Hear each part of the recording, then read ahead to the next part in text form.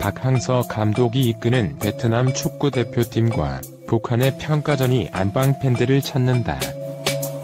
SBS 스포츠는 오는 25일 밤 9시 베트남 하노이에서 열리는 베트남과 북한 축구 대표팀 평가전을 국내에 단독으로 생중계한다. 2018 스즈키컵 우승컵을 들어올리며 신드롬을 완성한 박항서 감독이 북한의 신임 감독과 치르는 남북 대결이다.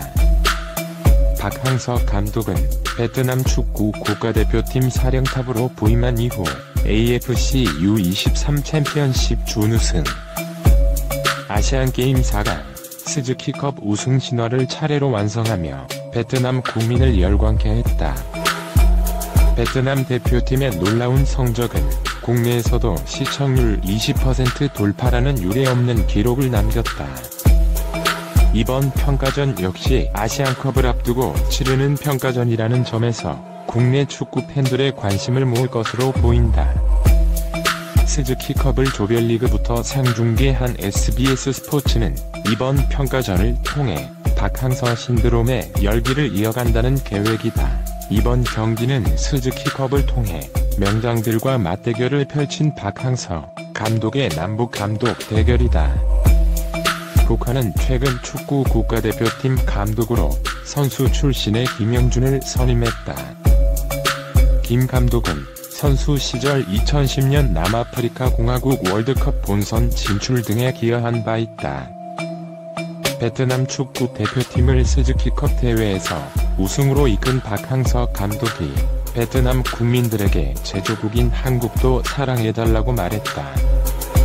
베트남전의 한국은 1964년 9월부터 73년 3월까지 32만 명의 병력을 파병했다.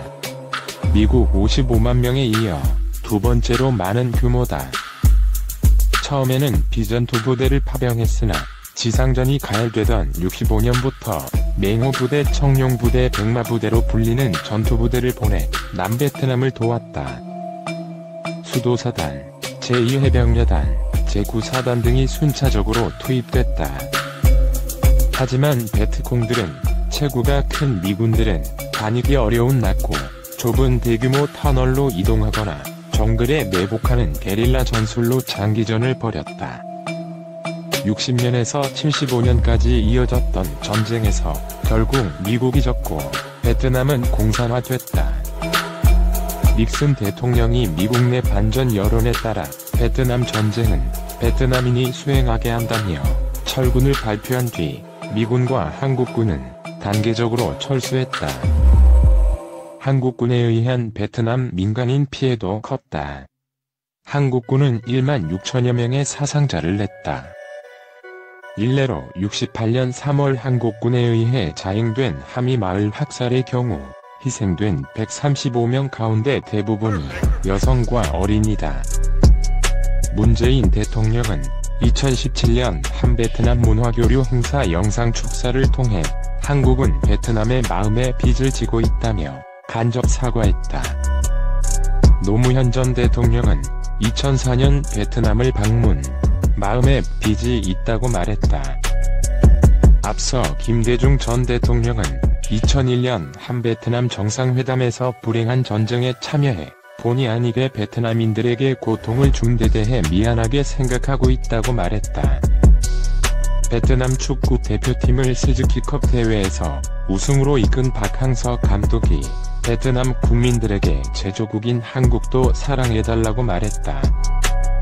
이 말은 역대 대통령들의 사과보다 더 울림이 컸다. 베트남 국민들은 거리에서 베트남전 때 베트콩이 들고 다녔던 금성홍기를 태극기와 함께 들고 다녔다. 독실한 크리스천인 박 감독은 우승 직후 감사기도를 통해 하나님께 영광을 돌린 데 이어 자신에게 쏟아지는 베트남 국민들의 찬사를 조국에 돌렸다. 어떤 외교관도 하지 못한 큰 역할을 함으로써 민간 외교에 큰 획을 그은 것이다. 베트남에는 삼성전자를 비롯해 많은 한국 기업들이 진출해 있다. 경제 교류가 더 활발해질 가능성이 있다. 한국과 베트남이 전쟁의 역사를 뒤로하고 새로운 관계를 맺어가고 있다. 베트남에서 전설을 만들고 있는 박항서 감독의 인생 역전 스토리는 단순히 베트남의 축구 이야기만이 아니다. 특히 베트남 축구가 열릴 때마다 국내에서 열성적으로 베트남을 응원한다. 순전히 박항서 감독이 있기 때문이다. 국내 축구 팬들 중 박항서 감독의 나이와 비슷한 중년들의 지지와 성원은 폭발적이었다. 한국에서는 박항서 감독의 나이 7080세대 정도쯤 되면 거의 명퇴나 현직에서 밀려나 뒷전에 앉아있는 사람들이 많다. 그러한 사람들에게 박항서의 도전과 용기, 성공은 가슴 뭉클한 자신감을 주기에 충분했다. 또한 여러가지 일로 실패한 사람들도 있다. 나도 다시 일어날 수 있다. 흑수저에서 일꾼 성공 스토리는 더 감동적이다.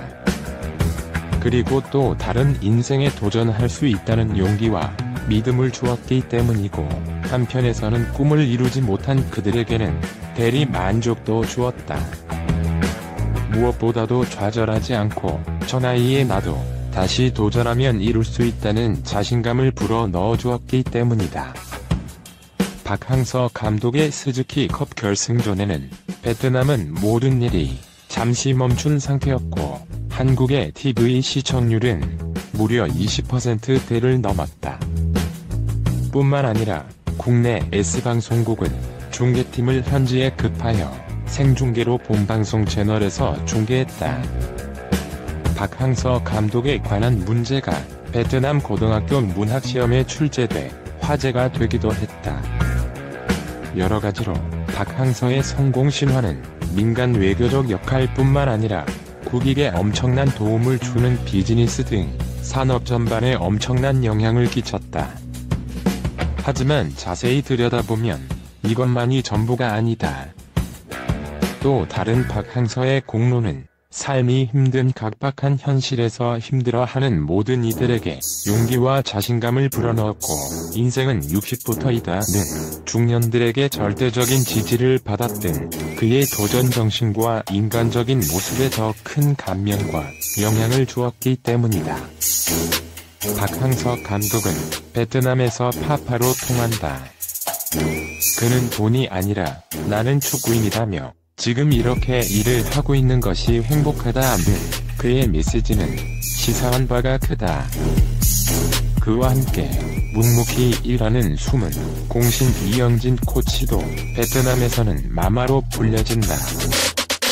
이들 두 사람 7080세대의 인간 승리는 감동을 넘어 전설로 남을 것이다. 흑수저에서 이룬 그의 인간 승리는 2018년 아시아의 인물로 선정되기에 충분했다.